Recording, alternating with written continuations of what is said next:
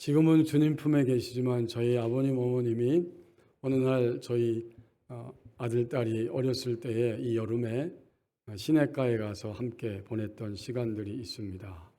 그날 아이들이 약간 걷기도 하고 하는데 혹시 물가에서 넘어질까 봐, 사고가 날까 봐 항상 전전긍긍하면서 그 아이들을 바라보고 또 손을 붙잡고 기뻐하셨던 그런 기억이 이 무더운 여름이 되니까 생각이 납니다. 그때 저는 깨닫고 지금도 생각합니다. 부모님의 사랑도 놀랍지만 할머니, 할아버지의 사랑도 역시 놀라운데 할머니, 할아버지의 사랑이 뭘까?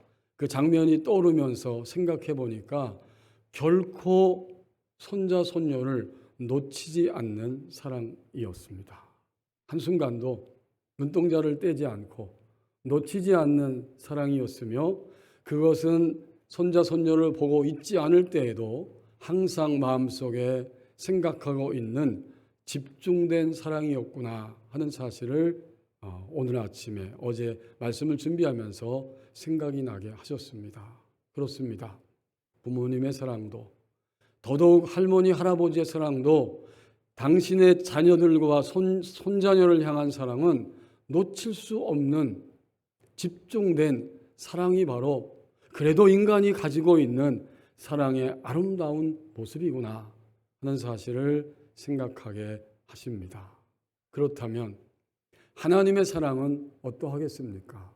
하나님의 사랑 역시 놓칠 수 없는, 아니 놓치지 않는 사랑이고 그리고 집중되어서 24시간 집중된 모습으로 하나님의 자녀들을 바라보시는 그 사랑이 바로 하나님 아버지의 사랑이라고 하는 사실을 이사야 선지자를 통해서 하나님의 오늘 본문을 주시면서 우리에게 알려주기를 원하십니다. 이사야는 남쪽 유다를 향해 예언의 말씀을 선포하였고 이사야 전체는 이사야서 1장 1절 말씀에 있는 것처럼 20명의 유다 왕들 중에 요담과 아하스와 히스기야 11대부터 13대에 이르는 왕들 사이에 이 예언의 말씀을 선포하면서 분명한 사실을 알려줍니다.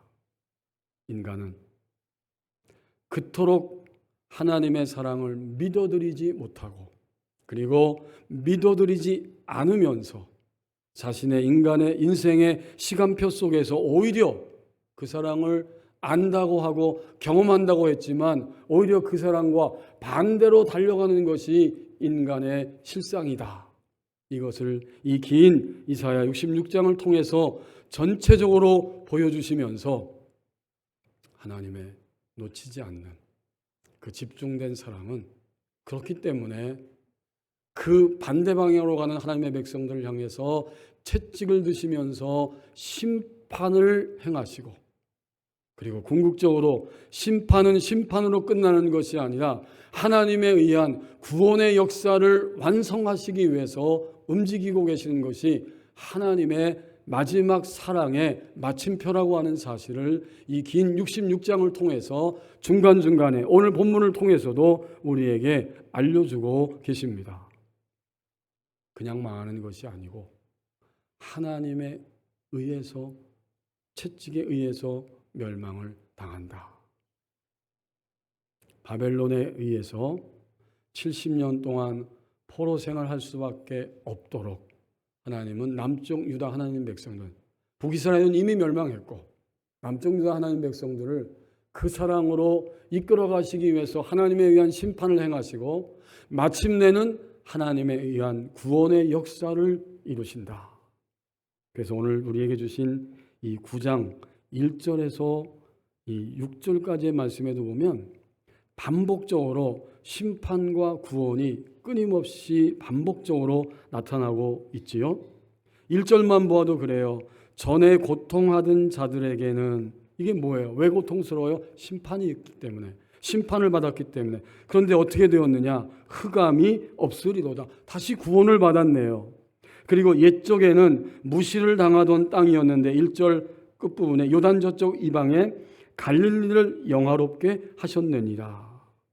무시당하던 땅인데 다시 심판을 통해 영화롭게 하신다. 2절도 같은 맥락이죠. 흑암에 행하던 백성, 심판이죠. 왜 컴컴해요? 주님 만나고 주님과 함께 가는데 컴컴하게 되었어요. 환경도 컴컴하고 그들의 감정도 마음도 삶도 컴컴합니다. 심판이지요. 그렇지만 어떻게 해요? 큰 빛을 본다. 죽을 것 같이 사망의 그늘진 땅에 거하던 그런 사람들에게 다시 심판을 벗어나 빛이 도다. 다시 구원이에요. 이것이 끊임없이 3절에도 4절에도 5절에도 6절까지 계속됩니다. 6절 하반절에 보면 그 하나님의 구원의 역사는 상상할 수 없어요. 사사시대에 미디안에 의해서 7년 동안 압제당하던 그들을 위해 우리가 잘 알고 있는 기드온을 보내셔서 그 압제 밑에서 미디안의 손에서 구원해내신 것입니다. 너희들 보아라. 너희 전승되어 내려온 하나님의 말씀을 보아라. 미디안의 날과 같이 내가 심판하지만 동시에 구원할 것이다. 이렇게 말씀하고 있습니다. 그러면서 이제 구원의 정점을 6절에서 말씀하시는데 이것은 인간으로부터 오는 것이 아니라는 것입니다. 하늘에서 하나님으로부터 하나님의 방법에 의해서 한 교인과 주님의 백성들과 온 인류를 궁극적으로 구원 안으로 이끌어가는 역사가 일어나게 될 것인데 한 아기가 우리에게서 낳고 한 아들을 우리에게 주신 바 되었다. 여러분 여기 시제를 보세요. 이사야 선지자가 이 말씀을 선포하는데 이미 이루어진 과거 시제를 사용하고 있어요. 이미 하나님이 이렇게 하셨다라고 아예 과거 시제로 선포하면서 미래에 있을 메시아 구원자 아기 예수가 태어날 것을 6절에서 강조해 주고 있는데 이것이 바로 예언적 완료로 표현되는 말씀이에요. 그 아기가 어떤가 보세요. 한 아기, 한 아들을 우리에게 주신 바 되었는데 그의 어깨에는 정사를 메었고 예수 그리스도의 어깨 위에 인간의 모든 역사가 있고 그리고 예수님을 통해서 역사를 완전히 통치하게 하십니다. 그 정사를 메고 역사의 죽음과 사망과 어둠의 역사를 구원의 이야기로 바꾸시기 위해서 이 아기가 한 아들이 왕으로서 통치하기 위해 이 땅의 역사 안으로 시간과 공간 안으로 들어오셨다. 이런 표현을 예언적 완료 시제로 예수님 탄생하기 적어도 700여 년 전에 이사야의 입을 통해서 이 말씀을 우리에게 들려주고 계십니다. 이제 그 아기는 긴 역사, 이 지구상의 역사가 끝날 때까지 긴 역사를 통치하실 왕이기 때문에 이름이 다양합니다. 다양한 이름이 나오죠. 그의 어깨엔 정사매요. 그 다음 이름이 나옵니다. 그의 이름은 기묘자라 모사라. 전능하신 하나님이라. 여러분 전능하시다는 걸 어떻게 표현할 수 있을까요? 인간의 언어가 한계가 있어요. 전능하다는 말은 굳이 인간의 언어로 한계이지만 표현한다면 모든 것을 다 하고도 남음이 있는 게 전능한 거죠. 모든 것 다 하고 간신히 한 게 아니에요. 그 모든 것 이상의 일들이 남아 있어도 모든 것을 다 하고도 남음이 있는 게 전능한 거죠. 그분은 아기 예수는 이 땅에 오셨는데 전능하신 하나님으로 찾아오십니다. 그분은 한 번도 죽거나 사망한 적이 없지요. 영원히 존재하시는 영존하시는 아버지이시고 그리고 인간을 궁극적으로 평강으로 이끄시는 평강의 왕이라 할 것입니다. 다양해요. 한 국가, 한 집단, 이 지구 전체를 향한 통치자 왕으로서 오셨기 때문에 다양하고 우리가 다시 한번 주목해야 될 말씀은 우리 한 개인을 향해서 우리에게 주시는데 가장 첫 번째 그 이름이 나오죠. 그의 이름은 기묘자라 모사라. 이 기묘자이면서 모사예요. 이건 연결된 연계형의 의미를 가진 단어들이에요. 기묘자라 모사라. 기묘자이시면서도 모사고 모사이면서도 기묘자예요. 연결되어 있습니다. 이분이 아기 예수, 우리 가운데 오신 예수 그리스도이시고 하나님 보내시는 구원자인데 기묘자라고 하는 말은 굉장히 놀라운, 뛰어난 이런 뜻이고, 모사는 우리가 눈치채는 것처럼 이것은 상담가를 의미합니다. 상담자요. 이제 연계형이니까 이 단어가 붙여서 생각해 보십시오. 결국 이분은 누구냐면 뛰어난 놀라운 상담가가 되십니다. 예수 그리스도는 모든 인간을 위한 뛰어난, 상상할 수 없는 놀라운 방침을 가지고, 대안을 가지고 찾아오시는 상담가가 되십니다. 그래서 영어 성경은 원더풀 카운셀러라고 번역했어요. 맞는 번역이죠. 정말 뛰어난 놀라운 상담가이십니다. 우리가 가지고 있는 우리의 모든 소위 곤경과 장벽과 문제와 아픔들, 그건 우리 거예요. 우리가 직면하고 있는 거예요.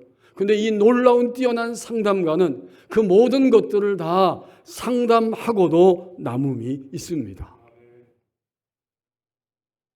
이렇게 놀라운 주님을 우리에게 보내주신다고 예언했고 이미 우리 가운데 보내주셨습니다.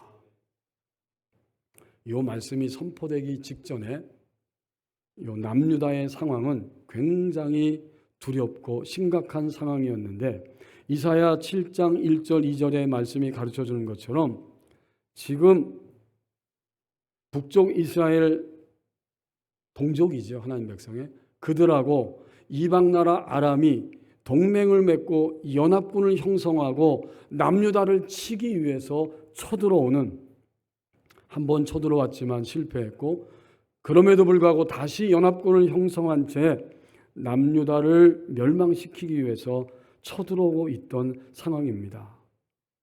거기 2절 끝부분에 이 상황 앞에서 왕과 백성들의 마음이 어떠했다고 이야기하냐면 숲이 바람 앞에 흔들림같이 두려움으로 가득 차 있는 상태였습니다.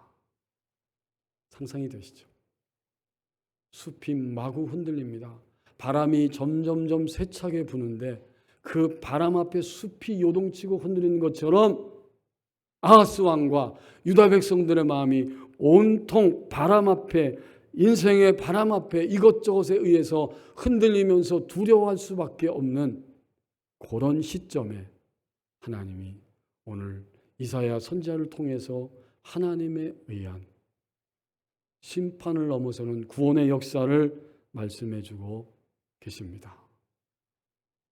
이제 우리를 볼 때에 우리는 내가 지금까지도 해결할 수 없는 일들, 해결되지 않는 일들이 있습니다. 어젯밤까지도 이 일 때문에 밤잠을 주무시지 못하셨습니까? 도저히 방법은 없다고, 이미 끝이 났다고 할 수밖에 없는 그런 일과 환경들과 사건들이 우리에게 있었습니다. 아무에게는 절대 안 돼. 그것이 가족일 수도 있고 다른 사람일 수도 있습니다. 이 문제만큼은 어떻게 할 수가 없어. 이 물질의 벽을 우리는 넘을 수 없을 거야.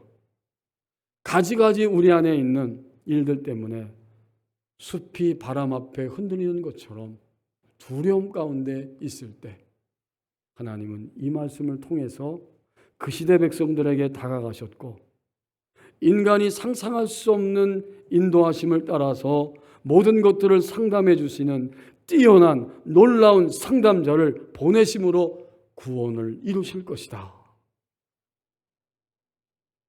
여러분, 7절 말씀은 하나님이 마치 이 모든 역사를 이루시는데 마지막으로 보증하시면서 인을 치듯이, 도장을 찍듯이 하시는 말씀을 7절에서 해주고 계십니다. 7절에 이런 표현이 있어요. 이 모든 과정을 이루시는 분은 하나님이신데 그것을 하나님의 열심, 곧 여호와의 열심이라고 표현합니다. 그 다스림, 통치함, 정사와 평강의 역사가 더함이 무궁하며, 또 다윗의 왕자와 그의 나라에 군림하여 그 나라를 세우고 지금으로 영원토록 정의와 공의로 그것을 보존하실 것이다. 그게 뭐예요? 만군의 여호와의 열심히 이를 이루시리라. 성경에 이런 말씀이 있네요. 사람만 열심 낼 줄 아는, 열심이라는 단어를 쓸 줄 알았는데 하나님의 열심을 이야기하고 있네요. 하나님의 열심. 만군의 여호와. 인간과 보이는 세계와 보이지 않는 모든 세력 다툼 속에서 가장 큰 힘을 가진 만군 되시는 여호와. 여호와의 열심이 이러한 역사를 이루십니다. 이렇게 선포하고 있어요. 이 열심이란 단어는 질투라는 의미입니다. 시기 질투. 근데 이것은 어리석은 인간의 파괴적인 그러한 시기 질투가 아니에요. 자기 백성이, 하나님의 자녀들이 하나님 외에 어떤 다른 우상도 섬기지 못하게 하시는 하나님의 독점적인 사랑, 자기 백성을 향한 독점적이고 거부할 수 없는 사랑, 이것을 나타내주는 단어가 하나님의 여호와의 열심입니다. 이 열심이 있기 때문에 2026년 7월 첫째 주까지 이 온 지구촌의 역사는 파괴되지 않고 유지되어 왔습니다. 맥주감사주의를 맞이하여 주님께 감사를 생각할 때 우리의 지난 만 6개월의 삶도 하나님 여호와의 열심이 있었기 때문에 우리는 때때로 하나님을 온전히 인정해드리지 못할지라도 이 하나님의 열심이 우리를 이 자리까지 인도해 주셨습니다. 그러니까 1절과 6절에 나오는 이러한 심판과 구원의 역사가 반복되는 가운데 궁극적으로 마지막 지점은 반드시 구원이 될 거라고 하는 것을 이 7절 말씀에서 하나님의 독점적이고 열정적인 사랑이 역사와 개인을 구원의 길로 인도할 거라고 하는 이 말씀을 7절에서 선포해 주십니다. 그분은 책을 한 권도 쓰지 않으셨지만 세계의 도서관은 그분에 대한 책들이 가득합니다. 그분은 한 줄의 시도 쓰신 일이 없지만 세상은 그분에 대한 시로 가득합니다. 그분은 단 한 곡의 음악도 만드신 일이 없지만 많은 음악가들은 앞을 다투어 그분에게 바치는 음악을 만듭니다. 그분은 단 한 장의 그림도 그리신 일이 없지만 수많은 미술가들이 그분에 대한 작품을 만들어 헌정합니다. 그분은 단 한 곳의 예배당도 건축한 일이 없지만 전 세계에는 그분을 찬양하고 예배하는 교회가 가득합니다. 그분은 한 번도 나라를 다스리거나 신하를 두신 일이 없지만 전 세계는 그분을 왕으로 고백하고 따르는 백성으로 가득합니다. 참으로 기묘자라, 모사라, 너무나 놀라운 그분이십니다. 예수님은 지금도 여기서 나에게 놀라운 뛰어난 상담가가 되십니다. 하나님의 열심이 지금 현재도 이렇게 나타나고 있습니다.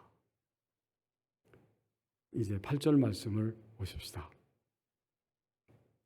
심판의 원리를 적용함으로 점점 신분의 변화 속으로 들어가게 하신다고 말씀합니다. 8절에서 이사야 선지자는 하나님께서는 죄를 짓고 계속 걸어가는 백성들을 심판하신다고 하는 그 분명한 증거로서 북쪽 이스라엘을 사용하셨다는 것을 선포해주고 있습니다. 사실 8절과 7절은 간격이 있는 말씀인데 하나님이 오늘 8절까지 우리에게 말씀을 주십니다. 8절에서 마지막 이 이사야 9장 21절 말씀은 북쪽 이스라엘이 멸망할 거라고 하는 것을 계속 선포하고 있는 말씀들이에요. 하나님은 북쪽 이스라엘이 멸망하는 거 보아라. 남쪽 유다 나의 백성아, 계속해서 죄를 짓는 가운데 살아간다면 너희들도 반드시 멸망의 시간을 통과할 수밖에 없다라고 하는 사실을 경고하시면서 그들이 돌이킬 수 있는, 지금 바로 오늘 돌이킬 수 있는 기회를 그들에게 부여하고 계십니다. 이제 북쪽 이스라엘 백성들이 어떻게 하나님을 대하고 있는지 요 8절 한 절이 단적으로 우리에게 말씀하는 거예요. 주께서 야곱에게 말씀을 보내시며 그것을 이스라엘에게 임하게 하셨은즉, 요 임하게 하셨은즉 이렇게 우리 성경이 되어 있지만 주께서 말씀을 보내셨다, 그리고 그것을 이스라엘에게 임하게 하셨다, 이렇게 끝나는 문장이에요. 여기에 보면 말씀이라는 단어가 나오죠. 그냥 말씀이에요. 우리가 알고 있죠. 하나님 말씀이에요. 근데 이 하나님 말씀은 따바르라고 하는 단어인데, 이 말씀은 단어는 하나이지만 의미는 항상 두 가지이고 두 가지가 동시에 나타나는 그러한 단어가 바로 이 따바르, 말씀이라는 단어예요.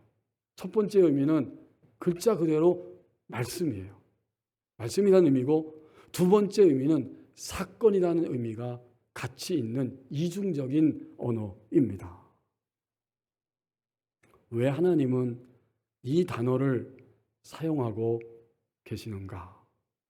이러한 의미의 이중성은 여호와께서 말씀하시면 그것은 반드시 사건이 된다, 사건화되어서 성취된다는 뜻입니다. 우리가 잘 아는 대로 창세기 1장을 보면 하나님이 태초에 천지를 창조하셨어요. 뭐라고 말씀하셨습니까? 빛이 있으라 말씀하셨어요. 그랬더니 사건화되었는데 빛이 번쩍하고 생긴 거예요. 나타난 거예요. 이게 말씀이에요. 그 다음 창세기 1장 빛이 있으라 이후에 계속 하나님이 천지 만물을 창조하시는데 반복되는 단어가, 하나님이 말씀하셨는데 그 다음엔 그대로 되니라, 그대로 되니라, 그대로 되니라. 말씀이고 사건입니다. 오늘 8절에서 하나님이 야곱에게 말씀 보내셨다 했고 이스라엘에게는 임하였다라고 말씀합니다. 여러분, 야곱과 이스라엘은 한 사람이죠. 우리가 창세기를 통해서 창세기 32장에 야곱이면서 이스라엘 된 한 사람을 우리는 분명히 알고 있습니다. 야곱에게는 말씀이 그냥 툭 던져서 보내진 상태예요. 그렇지만 이스라엘에게 있어서는 말씀이 임하였다는 단어는 바로 떨어졌다라는 뜻입니다. 말씀이 떨어졌다, 떨어질 것이다. 구체적으로 구체적 사건으로 떨어졌기 때문에 나타날 것이다, 이런 뜻입니다. 이제 우리는 더 깊이 깨닫기를 원합니다. 21세기 그리스도인 우리에게, 그리고 영원토록 주님이 오시는 하나님의 백성들의 정체성이 한 사람인데 두 가지 속성을 가지고 살아간다는 것입니다. 우리는 말씀이 보내졌기 때문에 구원 얻었지만 야곱적 속성을 가지고 살아갑니다. 그런데 어떤 날 주님을 믿고 믿으면서 마침내는 말씀이 나에게 콱 떨어졌어요. 이스라엘적 속성을 갖고 살기 시작합니다. 이게 한 사람 야곱을 통해서도 창세기 32장 이하에 나타나고 있죠. 야곱이 형을 속이고 아버지를 속이고 외삼촌 집에 가서 20년 동안 고생하며 땀 흘리며 수고의 시간을 보냈을 때 하나님이 그를 고향으로 가족들에게로 다시 돌려보내시고 그 집에서 탈출해서 돌아오게 하시죠. 하지만 야곱의 심장 속에는 잊을 수 없는 사건이 있는데, 형과 아버지를 속였기 때문에 내가 고향으로 돌아가는 것은 두렵다. 형 에서에 의해서 나도 지금까지 내가 일궈놓은 이 모든 것들도, 아내들도 자녀들도 형 에서의 손에서 파괴될 수도 있다. 이 두려운 마음을 가지고 귀향길에 올라섰습니다. 그는 너무도 두려워서 창세기 32장에 보면 하나님 앞에 무릎을 꿇고 엎드려 기도하는데 거기에 천사가 나타나서 밤새도록 씨름을 하잖아요. 날이 밝아오니까 하나님의 천사가 난 이제 가야 된다고 말했지만 놓치지를 않습니다. 끈질기게 붙잡습니다. 그때 천사가 내 이름이 무엇이냐라고 질문하게 되고, 이때 야곱은 자기 자신의 회개를 담아서 고백하기를, 나는 간사하고 간교한 자입니다. 저는 야곱, 간사하고 간교한 정체성을 가지고 거짓과 속이면서 지금까지 살아온 야곱입니다. 밤새도록 씨름하면서 마지막 지점에서 야곱은 자신의 속성을 낱낱이 있는 그대로 고백하게 된 것입니다. 이게 은혜지요. 자신의 실체를 알고 고백하게 된 것이 은혜입니다. 거기서 하나님은 천사의 입을 통해서 야곱적 속성을 벗어나서 새로운 속성을 가지고 살아가도록 하나님과 겨루어 이긴 자, 이후로는 내 이름을 야곱이라고 하지 않고 이스라엘이라 하리라. 이제 새로운 속성으로 살 수 있는 길을 열어주신 것입니다. 사실 하나님과 겨루어 이길 수가 있을까요? 하나님이 야곱을 그렇게 받아주신 것이고 그의 존재를 새롭게 변화시켜 주시기 위해서 그 말씀을 선포하신 것이죠. 이게 정말 심판받을 수밖에 없는 야곱의 인생이지만 다시 구원의 길로 인도하시는 여호와의 열심 그 자체입니다. 여호와의 열심이 그의 속성을 바꾸시는 결정적인 날에 결정적 사건을 일으켜 주신 것입니다. 그 밤이 없었다면, 그 싸움이 없었다면 야곱은 돌아와서도 여전히 형 에서와의 관계 속에 살 수는 없었을 것입니다. 여러분 오늘 8절 말씀을 보십시오. 우리가 주님을 믿고 살 때 야곱에게 말씀이 보내졌지만 그 말씀은 그냥 야곱 그 자체입니다. 나하고 관계없는 말씀입니다. 그것은 저 사람에게 해당되는 말씀입니다. 하나님 말씀은 알겠지만 내가 그렇게 참는 거, 내가 그렇게 양보하는 거, 내가 그렇게 겸손하고 진실해지는 거, 이것은 아직은 아니고 나는 별로 그렇게 되어야 할 이유도 없고 되고 싶지도 않습니다. 그것은 10년, 20년, 적어도 제가 오늘 햇수로 23년째 여기에 서서 하나님이 선포하시기에 이 말씀을 선포하게 하시는데 제 자신을 비롯해서 우리 부모님께 모든 성도들이 그것은 말씀이지만 나는 화가 나서 견딜 수 없고 그것은 말씀이지만 나는 믿어지지 않아서 도저히 두려워할 수밖에 없고 그래서 나의 법칙을 따라서 나의 인생을 살아가겠다. 그건 뭐예요? 그건 그냥 말씀이 보내진 거예요. 그래서 영어 성경은 센트라고 했어요. 그냥 우편부가 우편물 배달하듯이 딱 보내줬어요. 그것으로 끝이에요. 하지만 이스라엘의 속성은 뭐냐면, 이스라엘적 속성은 뭐냐면 말씀이 우리 성경에 임했다고 했는데 이게 무슨 뜻이라고 말씀을 나눴죠? 떨어졌다, 떨어질 것이다, 그거예요. 말씀이 쾅 하고 나의 심장 속에, 나의 영 안에 떨어졌어요. 그러니까 그 말씀이 나를 감동합니다. 감동 전에 먼저 충격을 받는 거예요. 이 말씀이 정말 나를 향한 말씀이었구나. 충격을 받고 그 다음에 눈을 떠서 감동을 느끼게 되고 그리고는 회개하며 무릎을 꿇게 되고 이제는 이 말씀이 내게 떨어졌기 때문에 희망을 가지고 그 자리에서 계속 일어나서 그 말씀을 향해 움직이는 모습으로 나가기 시작합니다.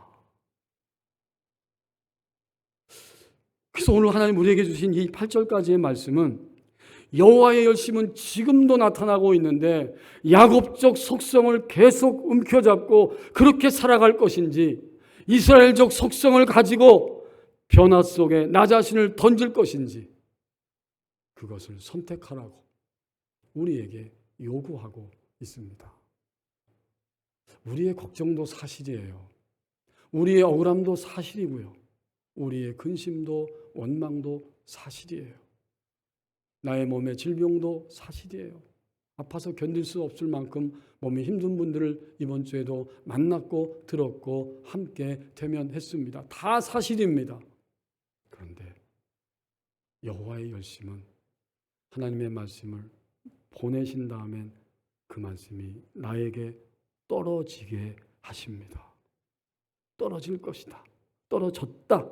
라고 말씀합니다. 새벽 기도회를 제가 언젠가부터는 창세기부터 매주 새벽마다 한 장씩 읽습니다. 그리고 간단하게 그 말씀의 의미를 함께 선포하고 나누고 새벽에 기도합니다. 참 감사하고 좋더라고요.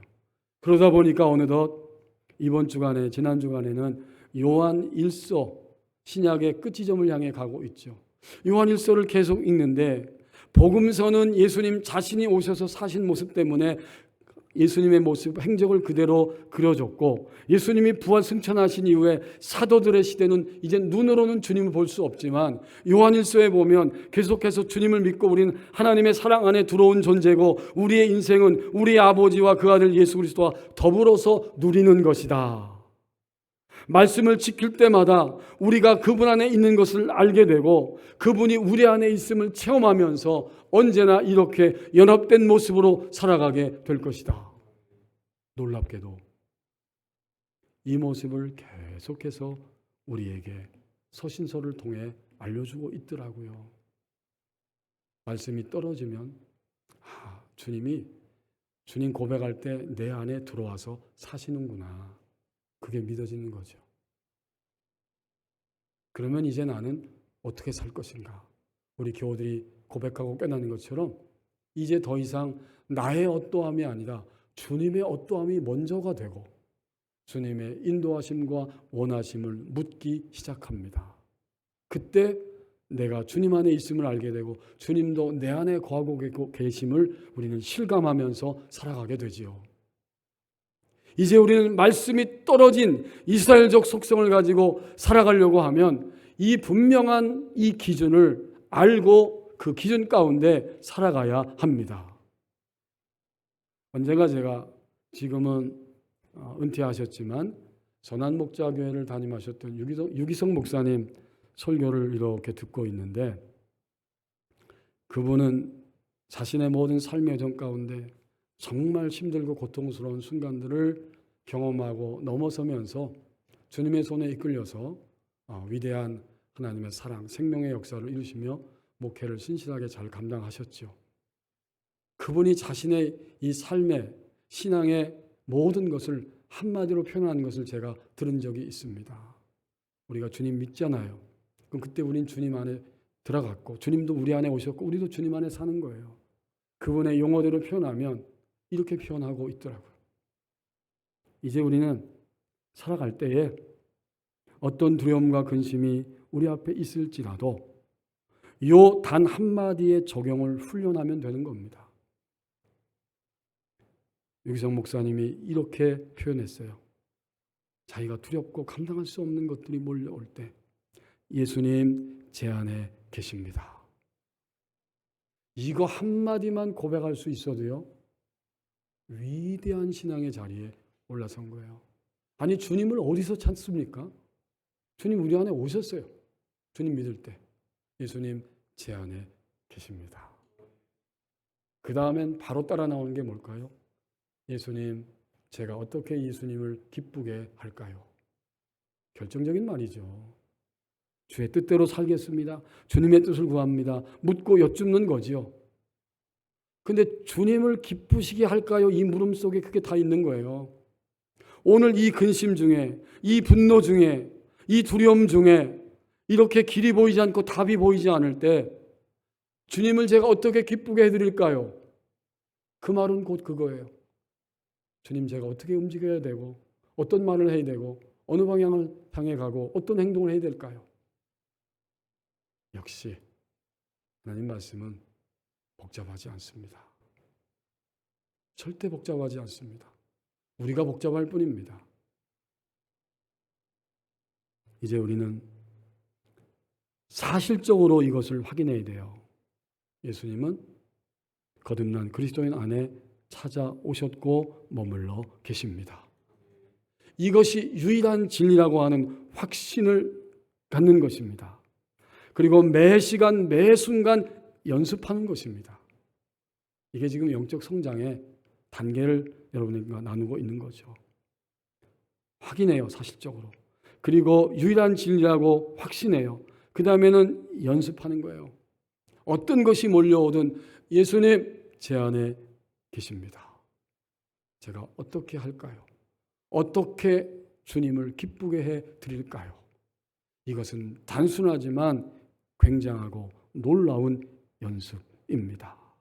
연습하면 숙달되고요. 숙달되면 어느 순간에는 평범해질 것이고, 마침내 마지막 지점은 무엇이냐면 하나님이 그 시대 속에서 이사야 성도를, 이사야 선지자를 사용하신 것처럼 나를 사용하셔서 하나님의 구원의 이야기를 흘러가게 할 것입니다. 우리는 나에서 시작했지만 이제는 나를 통해 흘러감으로 하나님께 모든 것을 드릴 수 있는 이런 자리까지 가게 될 것입니다. 여호와의 열심은 놀라운 뛰어난 상담자를 보내셨고 지금도 계속 보내고 계십니다. 여호와의 열심이 나를 이스라엘로 세워 가십니다. 기도하겠습니다.